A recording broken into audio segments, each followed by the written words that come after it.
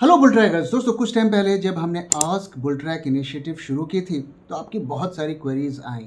हर कोई जानना चाहता था कि उनके पास जो स्टॉक्स उन्होंने खरीद रखे हैं उन्हें वो होल्ड करें या एग्जिट करें। तो ऐसा तो पॉसिबल नहीं है इतने सारे स्टॉक्स की एनालिसिस करना और आपके साथ शेयर करना। तो कुछ के ऊपर मैंने वीडियो बनाया, कुछ की इंडिविजुअली कुछ को रिस्पॉन्ड किया, तो जितना अपनी तरफ से हो सकता था मैंने किया। तो इस वीडियो में मैं कोशिश करूँगा कि जो लार्ज कैप स्टॉक्स हैं उसमें से कौन से अच्छे स्टॉक्स हैं और उनसे कचरा स्टॉक्स हैं उसकी एक लिस्ट हम डिस्कस करेंगे। साथ ही एक आसान तरीका भी शेयर करूंगा जिसके बेसिस पर आप खुद भी वो पता कर सकते हैं।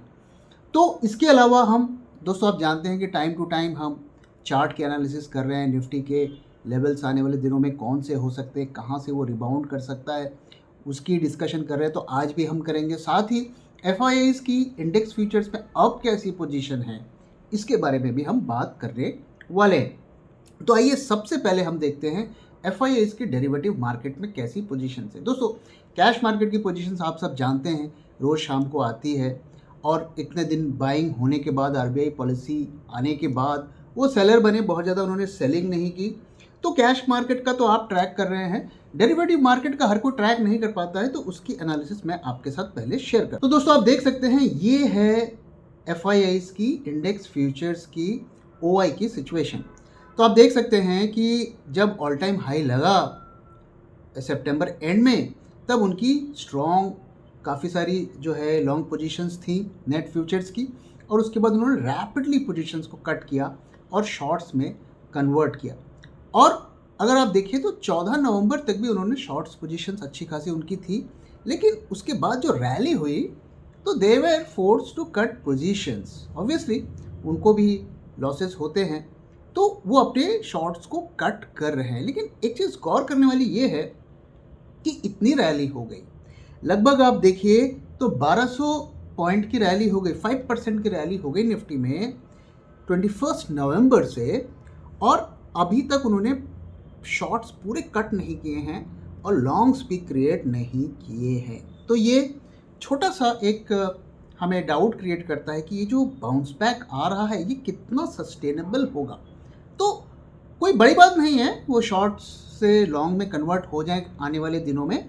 जैसा कि अगर आप देखिए 14 जून के आसपास की सिचुएशन को आप देखिए, आज जितना उनका नेट ओआई है 14 जून को भी लगभग उतना ही ओआई था। और उसके बाद ये इलेक्शन के रिजल्ट आने के टाइम का, लोकसभा इलेक्शन के रिजल्ट आने के बाद का टाइम था। शॉर्ट पोजीशंस उन्होंने मेंटेन रखी थी, लेकिन फिर उन्होंने शॉर्ट से लॉन्ग कुछ ही दिनों के अंतराल में कर दिया। अभी का ओआई भी लगभग उसके बराबर है। अब देखने वाली बात है कि आने वाले दिनों में वो शॉर्ट्स बढ़ाते हैं या चढ़ाते हैं। तो मेरी जो एनालिसिस है चार्ट के हिसाब से वो मैं आपके साथ शेयर करूंगा, और फिलहाल हमें इस पोजीशन को ट्रैक करना है। कोई मेजर बदलाव होगा तो मैं आपके साथ शेयर करूंगा। अब आइए दोस्तों, चार्ट्स की तरफ चलते हैं और देखते हैं कि चार्ट क्या कहता है। तो दोस्तों, लगातार मैं चार्ट के एनालिसिस शेयर कर रहा हूं, और जैसा कि मैं आपको पहले बताया था कि हेड एंड शोल्डर पैटर्न बना, जिसकी वजह से गिरावट आई। गिरावट का बॉटम हेड एंड शोल्डर के वजह से 23,300 बना था। लगभग मार्केट वहीं से रिबाउंड किया, और फिर मैंने आपसे ये भी कहा कि जब तक 23,800 ब्रेक नहीं होता है, we have to be on the bullish side. तो हमें बुलिश ट्रेड की तरफ ही देखना है। ये भले ही ये टेम्पररी बाउंस हो, लेकिन हमें बुलिश ही रहना है, कोई हमारे पास चारा नहीं है। और मैंने ये भी कहा था कि नीचे का पैटर्न अगर आप देखें तो एक इन्वर्टेड हेड एंड शोल्डर भी बना रहा है, जो कि इसको 24,800 से तक ले जा सकता है और 25,000 तक भी ले जा सकता है। तीसरी चीज़ मैंने जो आपके साथ शेयर किया था कि मैं जो मार्केट का टॉप मानता हूँ वो हाईएस्ट पॉइंट को नहीं मानता हूँ। वो जो आपको रेड एरो दिख रहा है वो मैं आपको हाईएस्ट पॉइंट मानता हूँ 23 सितंबर के, as per Elliott wave analysis. तो 23 सितंबर का जो बार था उसे मैं हाई मानता हूँ, और बॉटम में 23,800 के लेवल को मानता हूँ। तो ये हमारी एक वेव बन गई, जिसको हम वेव 1 कहेंगे। अब जब वेव 1 बनती है तो इसके बाद एक रिएक्शन वेव, वेव 2 बनती है। वेव 2 इस पूरे फॉल का जो है 33 से 50 से 70% तक जा सकता है। जो फिबोनाची लेवल्स होते हैं वो जा सकता है। वो कहाँ तक जाएगा ये कहना मुश्किल होता है, लेकिन अगर ये ऑल टाइम हाई को ब्रेक करके ऊपर चला जाता है तो हम इस वेव को फिर कैंसिल मानेंगे, ये वेव नहीं है। फिलहाल जितना मैं डेटा देख रहा हूँ ऑल टाइम हाई इतनी जल्दी नहीं पकड़ेगा, ये वेव, ये पैटर्न कंटिन्यू होगा। तो अब ये जो रिएक्शन, ये वेव 1, इसके बाद ये वेव 2 अभी चल रहा है, ये कहाँ तक जाएगा ये हमें देखना है। तो अब 50% रिट्रेसमेंट इसका हो गया, जो कि मैंने आपको पहले कहा था।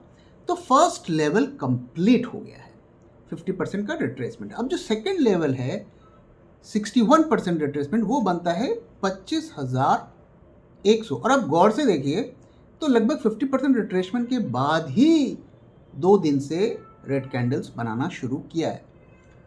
तो फिलहाल जब तक 23,800 ब्रेक नहीं होता है हम ऊपर का देखेंगे। अब फिलहाल अभी जो पैटर्न हमें दिख रहा है ये, इसको हम कैसे प्ले कर सकते हैं। तो जब ये करंट लेवल है जो हमारा 50% रिट्रेसमेंट का, which comes out to be 24,865, जब ये तोड़कर ऊपर चला जाएगा तब यही लेवल हमारा सपोर्ट बनेगा। ओके, तो अभी के हिसाब से बेरिशनेस की कोई मेजर संभावनाएं नहीं दिख रही हैं। तो जब तक ये लेवल को मेंटेन रहता है, जो मेरे ये दो लेवल्स मैंने शेयर किए हैं, तब तक भारी गिरावट की संभावनाएं कम है। और एक चीज़ दोस्तों हमेशा ध्यान में रखिए, बिग करेक्शंस अगर हम की बात कर रहे हैं, 20-25% की गिरावट की बात कर रहे हैं, जब तक ग्लोबल मार्केट क्रैश नहीं होगा इंडियन मार्केट भी क्रैश नहीं होगा। ठीक है, 10% की गिरावट हमें आई, हमारे फंडामेंटल रीजंस थे। और इसके बाद जो सेकेंड वेव की अगर फॉल आती है तो उसमें ग्लोबल मार्केट्स का भी कंट्रीब्यूशन होना चाहिए। अब ये कब आ सकता है कि नहीं आ सकता है, बिल्कुल आ सकता है। अभी प्रेसिडेंट ट्रंप जब ऑफिस होंगे वो क्या बकवासबाजी करते हैं, आके क्या एक्शन लेते हैं। He is termed as mister unpredictable. तो क्या एक्शन लेंगे, कैसे इमर्जिंग मार्केट के ऊपर क्या एक्शन लेंगे, टैरिफ का क्या एक्शन लेंगे, तो ये सारी चीज़ों के ऊपर डिपेंड करेगा। तो अभी सारा कुछ वेट एंड वॉच मोड पर है। तो टू समराइज दिस डिस्कशन, अभी हमें क्या करना है, तो फिलहाल ये जो लेवल है 50% रिट्रेसमेंट का 24,850, ये लेवल अगर पार करके ऊपर चला जाता है तो यही सपोर्ट बन जाएगा, हमें इससे ऊपर फिर बुलिश रहना है। और जब तक 23,800 नहीं ब्रेक करता है तब तक मेजर फॉल मार्केट में नहीं आएगा।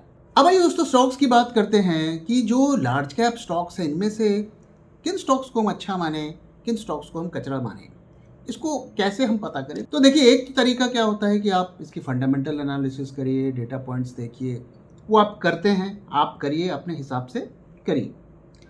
लेकिन हम आपको एक आसान तरीका बताते हैं जिससे आप स्टॉक के स्ट्रेंथ को मेजर कर सकते हैं कि उस स्टॉक में कितना दम है। तो दम है तो आगे भी दम रहने की उम्मीद है नियर टर्म में। तो इसकी सिंपल एनालिसिस मैं आपको बताता हूँ, इसको आप यूज़ कर सकते हैं। तो देखिए, 27 सितंबर को ऑल टाइम हाई बना 26,170 और इसके बाद 21 नवंबर तक मार्केट गिरता रहा, करीब 2800 पॉइंट्स निफ्टी गिरा, 11% की फॉल हमें देखने को मिली, वन वे फॉल। ओके, और उसके बाद अब हमें रैली देखने को मिल रही है। तो 6 दिसंबर तक का डेटा अगर हम देखें तो 1250 पॉइंट निफ्टी ने गेन कर लिया। तो 11% फॉल, 5% रिकवरी। नाउ तो ये जो एनालिसिस टेक्निक मैं आपसे शेयर करने जा रहा हूँ, इसका कॉन्सेप्ट बहुत सिंपल है। तो जब 11% फॉल हुआ तो कौन से स्टॉक्स थे जो 11% से कम गिरे, ये हमें आइडेंटिफाई करना है। और जब ये रैली आई तो कौन से स्टॉक्स थे जो इस 5% से ज़्यादा जिन्होंने गेन किया। तो जो स्टॉक्स गिरावट में कम गिरे और रैली में ज़्यादा चढ़े उनमें हम स्ट्रेंथ मानेंगे कि वो स्ट्रेंथ है।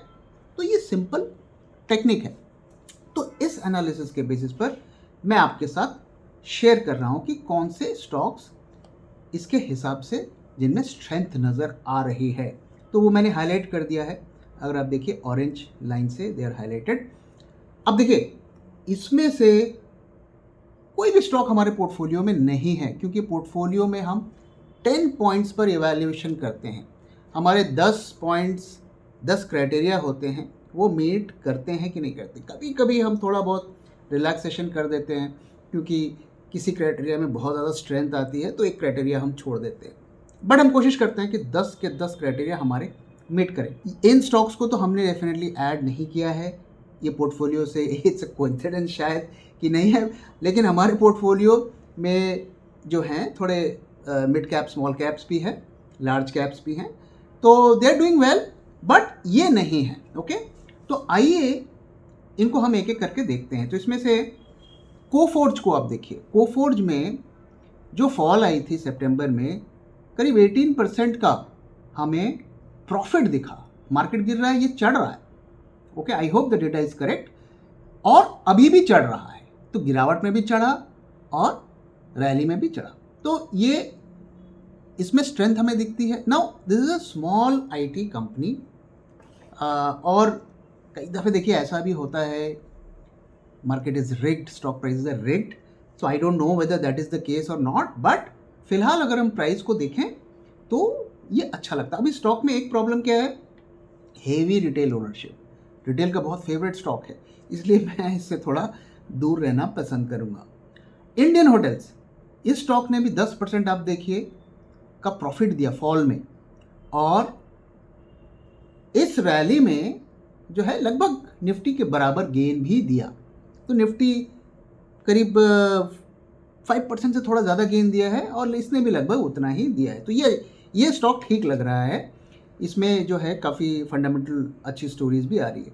तो एमसीएक्स में भी हमें अच्छी खासी राइज देखने को मिली जब मार्केट गिरा, और अभी ये 12% अप है। तो this also seems to be a good stock. इसमें भी हमें लगता है कि आने वाले दिनों में ही अच्छा करेगा। डिक्सन आउट परफॉर्मर, इसमें भी आप देखिए मार्केट गिरा, ये नहीं गिरा, और 16% अभी ये रैली दे रहा है। देखिए इसकी कहानी क्या है कि ये थोड़ा मेक इन इंडिया प्ले है। अब देखिए कुछ टाइम पहले एक खबर आई थी कि जो सरकार है इंपोर्ट्स को कम करने की कोशिश कर रही है। जो इलेक्ट्रॉनिक लैपटॉप, कंप्यूटर्स और उससे रिलेटेड आइटम्स है उसको कम करने की कोशिश कर रही है। पिछले साल भी ऐसी एक नोटिस आया था कि सरकार जो है 1 महीने के अंदर ये बंद कर देगी, इंपोर्ट को रिड्यूस कर देगी, और काफ़ी इंडस्ट्री का प्रेशर आया कि भाई ये तो बहुत दिक्कत हो जाएगी, तो उन्होंने उसको पोस्टपोन कर दिया। लेकिन दोबारा वैसी खबरें आ रही हैं। तो सबसे ज़्यादा फ़ायदा अगर किसी कंपनी को हो सकता है तो इसको हो सकता है। तो ये अब देखिए होगा नहीं होगा, किस फॉर्म में होगा, ये तो कहना बहुत मुश्किल है, लेकिन उसी स्पेकुलेशन में ये स्टॉक बढ़ रहा है। इसके बाद देखिए रैमको सीमेंट, ये भी 10% इस रैली में बढ़ चुका है, और पिछले फॉल में भी नहीं गिरा। तो देखिए सीमेंट की स्टोरी आप जानते हैं, वहाँ पर कंसोलिडेशन हो रहा है, एक ही आदमी के पास सारी कंपनियाँ जा रही हैं। तो ये भी कुछ वैसा ही सीन है, हो सकता है चले जाए नहीं जाए मुझे पता नहीं, लेकिन मोटा मोटा यही सीन है। तो सीमेंट का स्टॉक है, ये भी बढ़िया कर रहा है। लॉरूस लैब्स भी आप देखिए इसने अच्छा किया है, 20% चढ़ गया है। फार्मा के स्टॉक्स डिफेंसिव माने जाते हैं, सभी फार्मा हेल्थ केयर के स्टॉक्स मोटा मोटा अच्छा ही कर रहे हैं एज ए डिफेंसिव प्ले, तो वो भी अच्छा कर रहे हैं। इसके बाद देखिए CUB, सेंट्रल यूनियन बैंक, तो इसका भी ये भी चढ़ रहा है। अब देखिए इसमें भी एक स्टोरी है फंडामेंटल। मुझे ऐसी कुछ खबरें मिली इंटरनल, मार्केट में तरह तरह की खबरें आती रहती हैं, तो कुछ खास लोगों ने मुझे बताया कि बैंक में एक फर्दर कंसोलिडेशन होने जा रहा है, कुछ मर्जर और ये सब भी होने वाला है। तो ये उसी का प्ले लगता है, कुछ अंदर की खबर लोगों को होगी या प्योर स्पेकुलेशन होगा, तो इस वजह से ये भी स्टॉक अच्छा कर रहा है। ओबी रियल्टी, दोस्तों ओबराय रियल्टी के बारे में मैंने बात किया था पिछले साल दिवाली से पहले, मैंने एक वीडियो बनाया था और कहा था कि रियल एस्टेट सेक्टर में बहुत तेज़ी आने वाली है, और DLF को हमने उसमें सजेस्ट भी किया था। तो ओबेरॉय रियल्टी मुंबई का रियल्टी प्लेयर है, तो यहाँ पर भी अच्छा मूवमेंट होता हुआ दिख रहा है। इसके बाद देखिए HDFC बैंक। दोस्तों अगर आप मेरे वीडियोस को लगातार देख रहे हैं, कुछ टाइम पहले मैंने कहा था कि अगर बैंक और फाइनेंस के किसी स्टॉक में आज पैसा लगाना है तो वो है एचडीएफसी बैंक। ओके, मैं बहुत ज़्यादा एचडीएफसी बैंक को मैंने कभी एज अ स्टॉक को प्रमोट नहीं किया। बैंकिंग सेक्टर आप जानते हैं दोस्तों, मुझे पसंद नहीं है। हमने कभी भी जो है रिसेंट टाइम्स में किसी पोर्टफोलियो में कोई बैंक और फाइनेंस का स्टॉक नहीं डाला। लेकिन बहुत से लोगों को चुल होती है कि भाई थोड़ा हम बैंक स्टॉक्स में लगाएं, फाइनेंस में लगाएं, वो all sort of things they से कि भाई जीडीपी बढ़ेगा तो ये बढ़ेगा, वो कहानियाँ सुनाते हैं। तो अगर आपको लगाना ही है तो मेरी बात अगर माने तो एचडीएफसी बैंक में लगाएं, this is the right time. Disclaimer दे देता हूँ, हमारे पोर्टफोलियो में कोई बैंकिंग और फाइनेंस का स्टॉक नहीं है। इसके बाद देखिए ओएफएसएस प्रोडक्ट बेस्ड कंपनी है, ये भी अच्छा कर रही है। एसबीआई सेम स्टोरी, मैंने कहा पीएसयू बैंक की मर्जर कंसोलिडेशन हो रहा है, शायद इसके हिस्से भी कोई बैंक आ जाए, तो this is also doing well. And PEL, this one is little surprising, इसमें इतनी छलांग क्यों लगी? देखिए दोस्तों, जब हमने अपना पोर्टफोलियो पब्लिश किया था ये स्टॉक हमारे रडार में आया था जून में, लेकिन एज अ प्रिंसिपल आप जानते हैं हम बैंकिंग फाइनेंस में नहीं लगाते हैं, तो इसको हमने नहीं डाला। और इसने अच्छा किया, उस टाइम भी अच्छा किया था, फिर उसमें थोड़ी गिरावट भी आई और अब वापस से ये रिकवर हो गया। सो फ्रैंकली इसके बारे में मुझे नहीं पता कि क्या स्टोरी है। तो इसके अलावा बाकी जो स्टॉक्स हैं दोस्तों, उसका भी मैं स्क्रीनशॉट लगा दे रहा हूँ, आप पॉज करके देख लीजिए कि इसने कैसा परफॉर्म किया। तो इस तरीके के एनालिसिस से हमें एक स्टॉक की स्ट्रेंथ पता चलती है और बिना फंडामेंटल्स को देखे जो हम स्टॉक्स को आइडेंटिफाई कर सकते हैं।